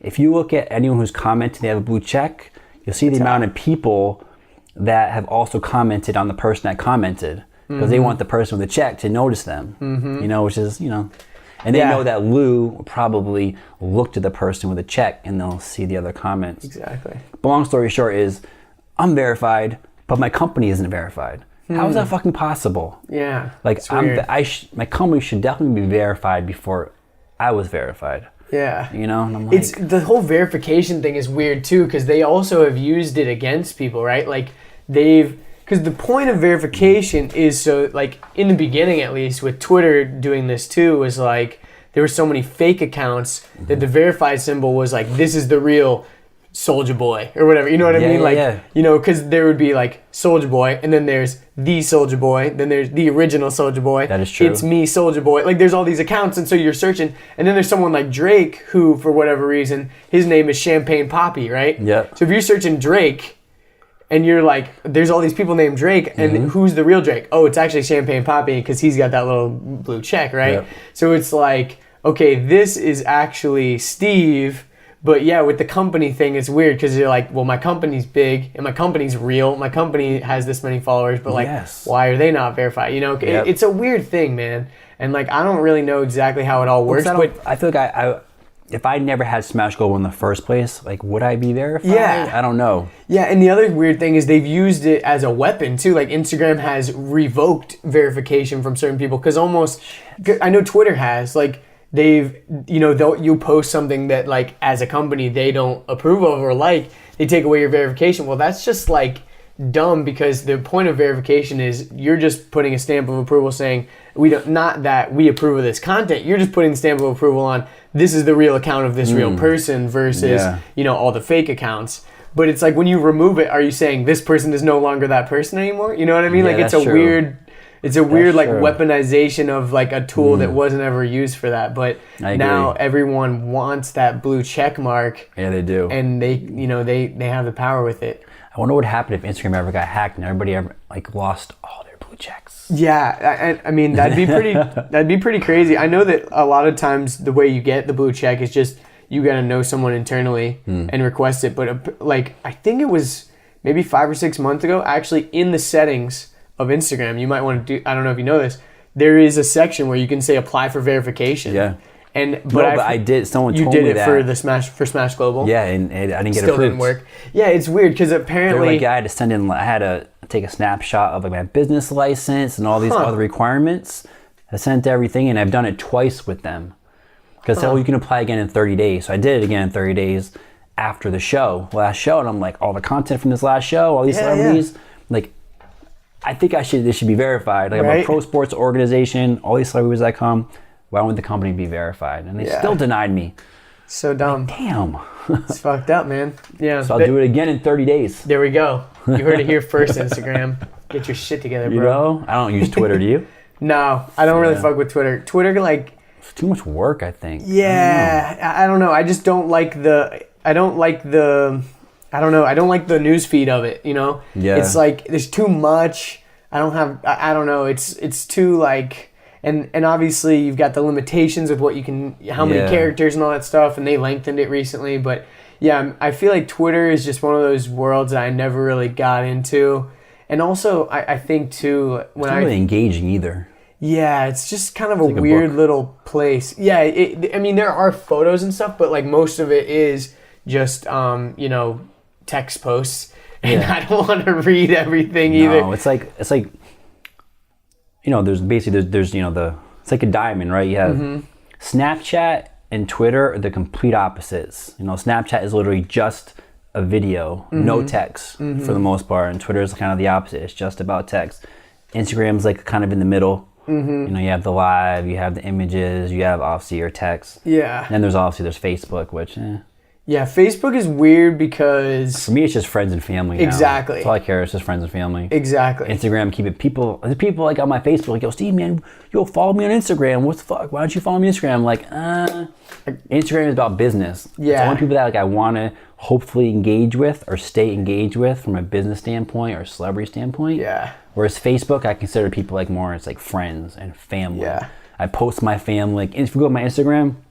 You don't really see much about my family. I try now to keep it just about me. And once in a while I put my son. It's like a business card kind of. Yeah, and the only reason why I put my son on there is because if I'm teaching him boxing, it's got to be like Smash related. Yeah, not that's just cool. Like, here's a picture of my son by the pool. Yeah, it's kind of weird. Yeah, that's like Facebook, okay? Yeah, Facebook, it makes sense. Yeah. I feel like also like with Instagram, what do you think about people that follow like one person on Instagram? You ever see that where you go to their account and they're following one person? Yeah. Like, what do you think about that? One of my friends is named Ricky Whittle. He's an actor. He's on American Gods and he's one of those guys. He I don't think he follows anybody. He follows one person or he follows none. Which I always find that kind of strange. I always go click on it though. I always see who that one follower is though. So like for you it would like be one of those things where maybe you only follow Smash Global on your personal account or whatever. Yeah. But I actually use Instagram too much to like, I'm scrolling through the newsfeed. I actually do want to see some people's stuff so I can engage with it and whatever. Yeah, how do you engage? Yeah. you can't really engage with you can't directly engage with anyone if you don't follow anyone. Yeah, it's kind of I guess weird. You just go on there to look at your news feed. What do you think about people with private accounts?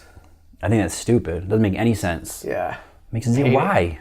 Yeah, it's so dumb. Yeah, I hate it so much when people comment on my stuff and then I go to like look at their things. I want to go comment on one of their pictures back or like one of their pictures, and it's just follow back. That's the only option. You can message them or follow back. That's it. And it's just like, I want to see who this person is. I look at Instagram also like it's your own personal news channel. Yeah. So why would I want to keep that closed off? I want as many people to see my channel as possible. Mm-hmm. Yeah, if you want privacy, that's what Facebook is for. Exactly. Yeah, Instagram, when you and I've also heard about this, they're thinking about putting a ban on private accounts above like 10K followers or something. Because it's weird when, let's say you get to a point where you have like 1.5 million and then you go private. This is what happens with a lot of these like crazy big like meme pages because everyone is sharing the posts with their friends, but then their friends don't follow the page back, right? Okay. So what'll happen is like, I see something funny. I follow them, but I don't realize that their page is private because I'm following them. You don't know if someone's private until you unfollow them. Yep. So I send it to you, but you don't follow them, and it says post is privated. Follow them to see the content or whatever. Yep. So you're like, well, I want to see the funny thing that my friend sent me. You click that follow button, and then for a little while they go unprivate, so all of their requests get accepted. And it's maybe thousands and thousands of people, and then they go back to private. I think that's such a game of the system. I fucking hate that. I don't like that either. Yeah, because then it's basically just like tricking you into following them by only wanting to see like one post because your friend sent you that one post or whatever.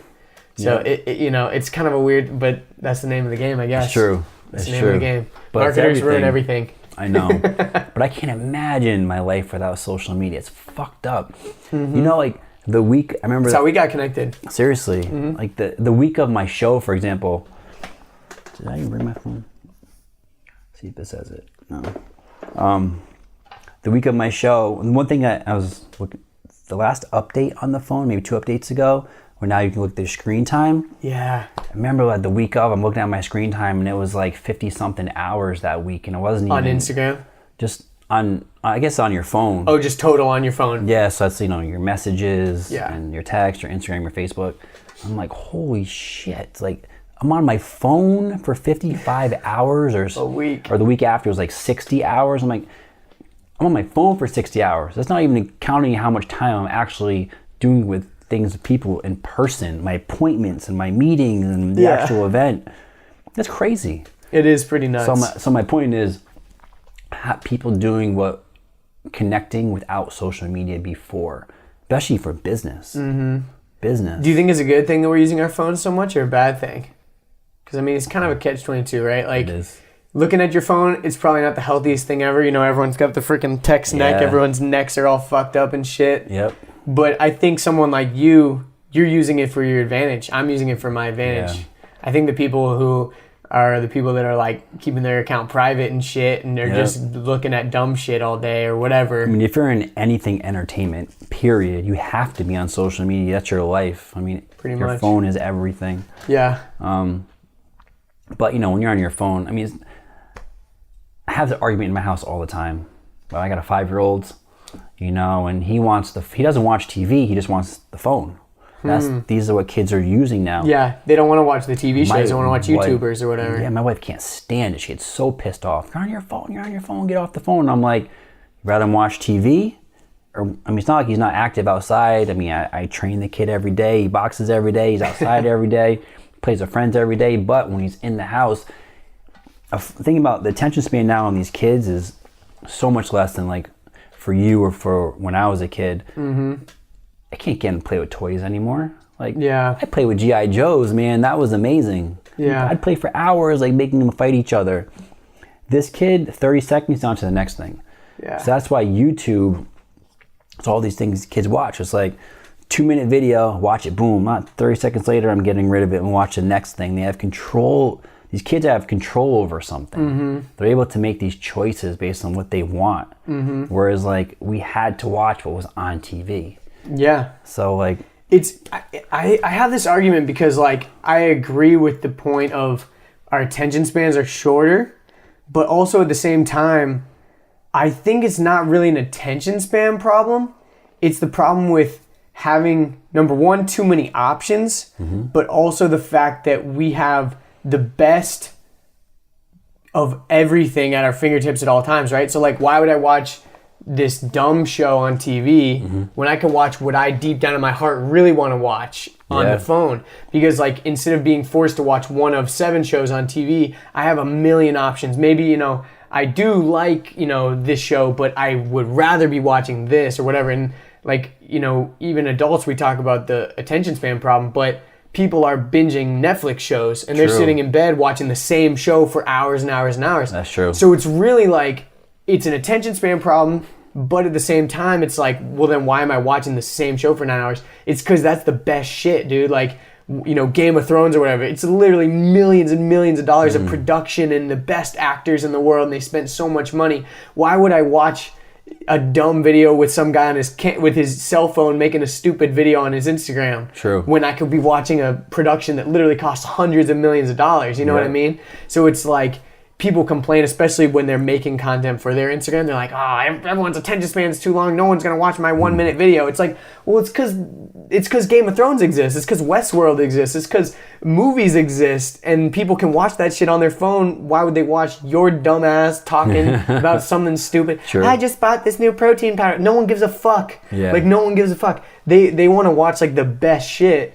And I mean, I think that's, you know, same with, like you said, your son, it's like, oh, I watched this for 30 seconds. I'm bored of it. I want to watch something else because, you know, I know that there's a million other options out there. The same thing with like Amazon. We're searching for the best, which one has the best ratings. I know I need a new watch, but like, which one has the best ratings? Oh, this one person said this was shitty. I'm going to go to the next one or whatever. Yeah. And I can get it in 2 days. I'm pissed if I have to buy anything that's not on Amazon because it comes in like 5 days or whatever, you know? Yeah, I get Amazon in my house every day. It's crazy. Not because of me, because of the wife. Amazon Prime lover over here. Yeah, but Amazon Prime is the shit, you know? I It's do like, think it's time saver. You don't have to go to the store. Definitely true.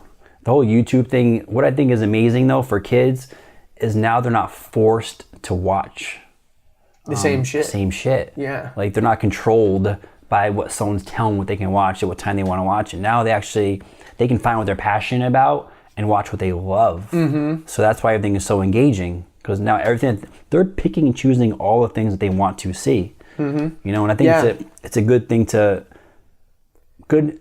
build, facet to build for these kids. Yeah, exactly. Like I find myself watching all kinds of weird shit when I go down YouTube rabbit holes. I'm watching car videos and stuff and technology videos and stuff. Yeah. And people ask me like, how'd you learn all this shit? Like, did you go to school for this? I'm like, no, I'm just always like watching YouTube. And it's just because it's what I, you know, in my free time, it's like what I gravitate towards. And I think kids are the same, you know, like, you know, how much fucking shit he learns on YouTube. Yeah. Like, at 4 years old, the kid's coming out of the room like saying words that I didn't learn until I was like 9, and knows how to use it the right way because they're learning. They're sponges. It is pretty nuts. 2 parents can only teach a kid so much in the house. Yeah. You know, as far as like conversationally. Yeah. Whereas now he's like basically having conversations with like 1,000 people a day because he's watching YouTube. Mm-hmm. Yeah, and it's a good thing and a bad thing. Times are changing. It's a weird time to be alive. That's for sure. I'm definitely glad for the time period that I did grow up in because I don't know, like now just things are even so crazy, even just crazier and crazier every year. Even just kids between the difference of like growing up 5 years ago versus growing up now. It's like things are changing so much. And next generation, I like when my son is my age. And he has kids, what he's going to be saying about his kids, like it's going to be like the movie WALL-E. Literally. You know, like you just literally just have a headset on your head the whole entire day and don't leave your house and just work from home. I don't know. It's going to be crazy. I've got more faith in humanity for it. Yeah, I think because I think right now we've got the 2 extremes, right? Fitness is booming right now. People are caring more about their mental and physical health more than ever, I think. I agree with you. And then there's also the extremes of the people that have fallen down the rabbit hole of Netflix and video games and eating terrible food and all that shit. And I think that there's these 2 odds. Like a lot of people do fall in the middle, but I think a lot of people, there is way more awareness about all that health stuff than ever before. And I think the more we learn about the long-term effects of technology and shit, the more emphasis we'll have on figuring out the important shit. Okay, maybe it's not that weird to be on your phone for 50 hours a week, but you also still need to get your ass to the gym, because if you don't, you're going to die when you're 50. You know what I mean? It's just like, it's true. We got to figure that shit out. I agree. Cool, man. Yeah, I mean, there's no perfect thing. Yeah. There's people that are still going to want to drive 5-speed cars. Yep. And shift and have all control.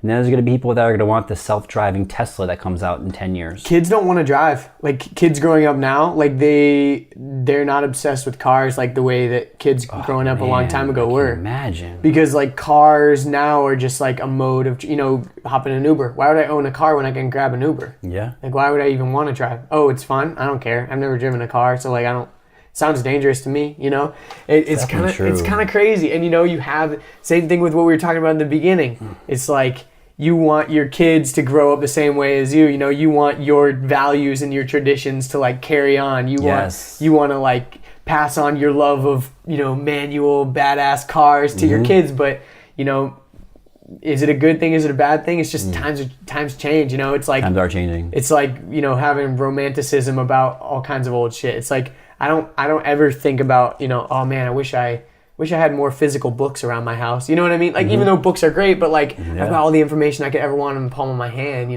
like why, I wish I had a whole library full of books. It's like, if I want to learn some shit, I can look it up. Dude, and, people are really surprised because I am educated. I don't think I read a book since I left college, like grad school.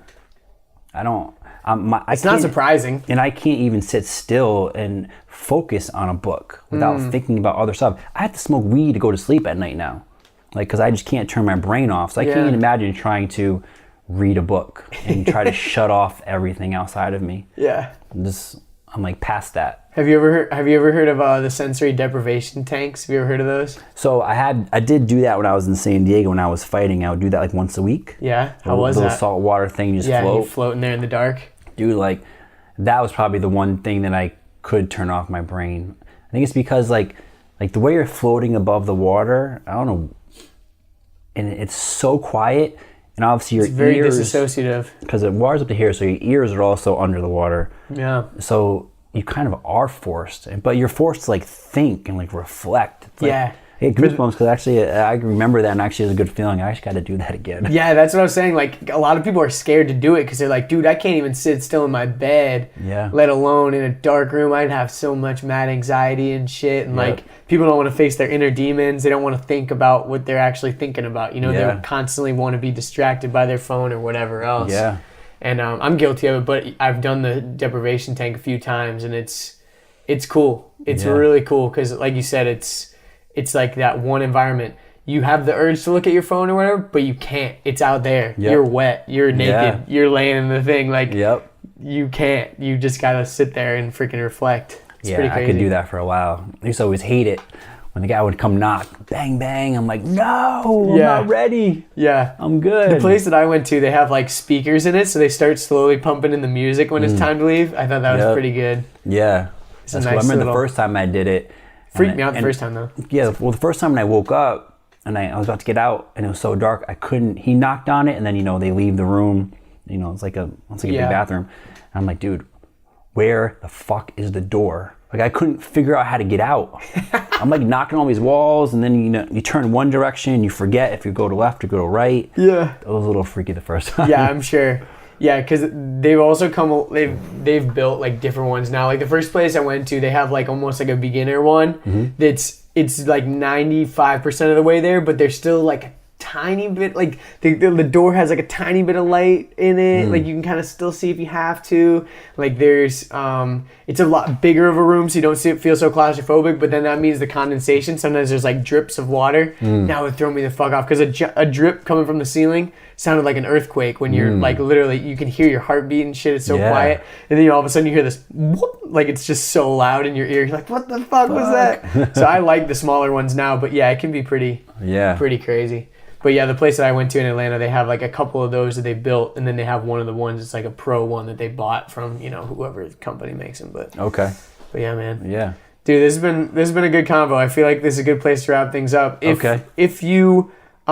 people want to follow you, find you, whatever, where can they follow you? Where can they find you?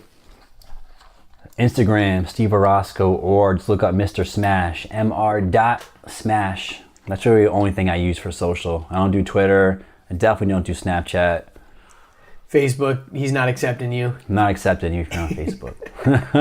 Just as a person, he's not going to accept you. Yeah. That's awesome, dude. Any other final words? Any last message or anything that you want to say to the people? No, I'm good. Had a great Sweet. conversation. Yeah. Thanks for being on the show, Yes, sir. dude. This is really fun. Thank you. And we'll see you later, everybody. Peace. Boom. There you have it, folks. Thanks for listening. Thanks again to Steve for jumping on the show. I had a blast, and I would love to have him back on in the future.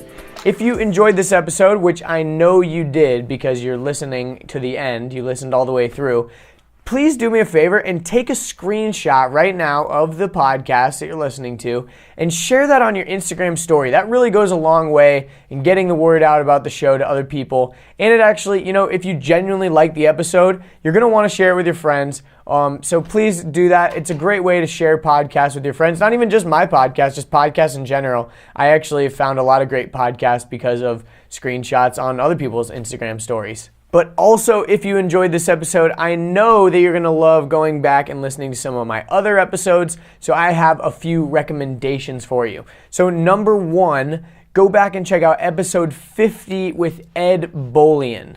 This is actually the most popular episode of the Andrew Deitsch podcast to date, and rightfully so. Ed actually runs a company called VinWiki. Their YouTube channel has over 640 subscribers on there. He holds the record for the fastest trip from New York to LA. It's called the Cannonball Run. He also used to be the head of sales at Lamborghini Atlanta. He's just a super, super interesting guy with all kinds of crazy stories. You definitely don't want to miss that one. Again, this is the most popular episode, so you've probably listened to it if you're a big fan of the show, but if you haven't yet, definitely go check that one out. It's one for the books. It's called World's Fastest Road Trip, episode 50 with Ed Bolian.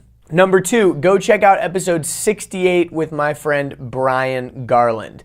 Now, this might be one of the most underrated episodes of all time, mainly because people just don't really know Brian that well on like social media and stuff, but he's actually a really interesting guy, and he's actually one of the most well-connected guys I know. That episode is called Your Network is Your Net Worth. We talked all about some of his best deals in business. He's an amazing salesman, how his company actually became the demolition company for the Georgia Dome. We talked about working with his family and so much more. Definitely go check that one out if you enjoyed this episode, episode 68 with Brian Garland.